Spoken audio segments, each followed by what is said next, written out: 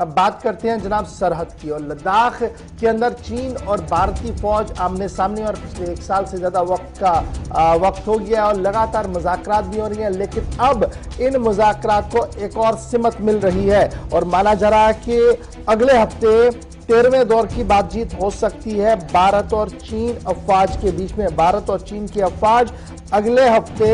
एक बार फिर table talks पर आएंगी, 13वें राउंड की बातचीत होगी और इस सिलसिले में तमाम तर तैयारियां जो है वो मुकम्मल कर दी गई है। और ये भी कहा जा रहा है कि हाई लेवल मिलिट्री टॉक जो है वो भारत और चीन के दरमियान अगले हफ्ते जहां होनी है, वहीं पर वजारत खारजा, वजारत दाखिला और वजारत दिफा के जिम्मेदारों की तरफ से भी हिकमत अमली को तय किया जा रहा है। और जो आज तक 12वीं दौर तक बातचीत हुई है उसकी पेशरफ्त का खाका और मजीद जो वादे किए गए थे उस पर कितना अमल हुआ है, इस पर भी एक लाइन जो है वो खींची जाएगी जो इस मीटिंग के अंदर जो है वो रखी जाएगी। फोकस जो रखा जाएगा जी वो होगा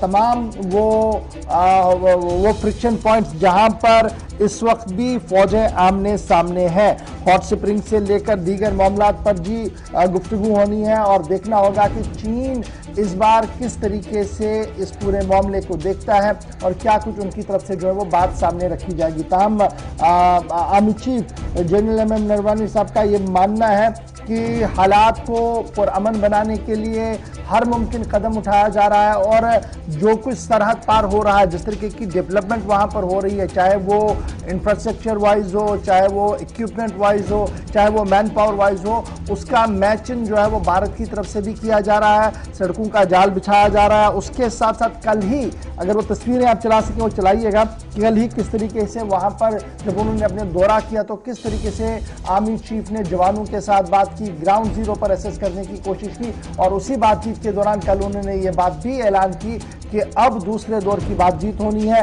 और 13वें दौर की इस बातचीत के में क्या कुछ हिकमत अमली होगी उस पर जो है वो गुफ्तगू जरूर होगी। ये जनाब वो तस्वीरें हैं जो कल हमें लद्दाख से मिली हैं और ये वो टैंक्स, हवाई टैंक्स हैं जिनका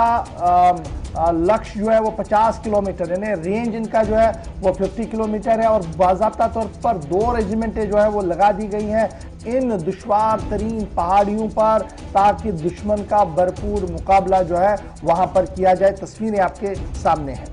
इस बीच आपको बताएं इस सरहदी कशीदगी से बचने के लिए 12 दौर की बातचीत हुई है। इसमें ज्यादातर अगर कहीं देखें तो मुअस्सर साबित हुई जो 10 फरवरी को जब आगाज हुआ फौजी इनखला का अमल,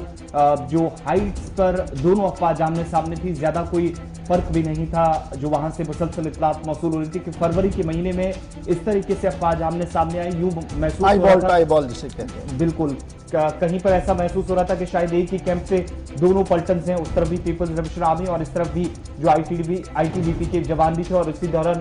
गोली भी चली थी। इस तरह की सूरत हाल बनी थी, लेकिन अब आहिस्ता आहिस्ता उस कशीदगी को कम करने के लिए, लेकिन बीच में कुछ ऐसी सूरत हाल रही जिस पर फौजी सरबराह का अगला बयान भी आपको बताएंगे। लेकिन फिलहाल तैयारियां 13वें राउंड की और उम्मीद की जा रही है कि अगले 6 से 7 दिनों के दरमियान फौजी सतह की जो आला सतह की मीटिंग होती है, कोर कमांडर्स की बातचीत होती है। पिछली मीटिंग चोशुल के मकाम पर उस तरफ हुई थी, यानी चीन के सरहदी इलाके के अंदर, और इस बार तैनाती काफी ज्यादा है। इस बार मामलात और भी संजीदा हैं, गहरे होते चले जा रहे हैं, उस पर और भी मंथन किया जाएगा।